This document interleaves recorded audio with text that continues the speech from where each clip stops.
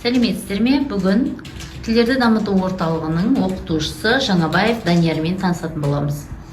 Сәлем достар, мен Данияр, тілдерді дамыту орталығының ағылшын тілі оқытушысымын.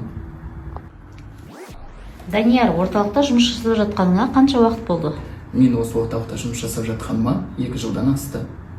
Ал ағылшын тілін білудің қандай пайдалы жақтары бар? Енді ағылшын тілі білудің бірнеше пайдалы жақтары бар. Бірінші, әрине сіз өзіңіздің тілдік құзыретіңізді дамытасыз. Екінші, ел көресіз, жер көресіздер, және де жаңа мәдениетпен танысасыздар. Және де сіз ағылшын тілін үйренгеннен кейін, одан кейінгі үйренетін шет тілдеріңіз оңай түседі.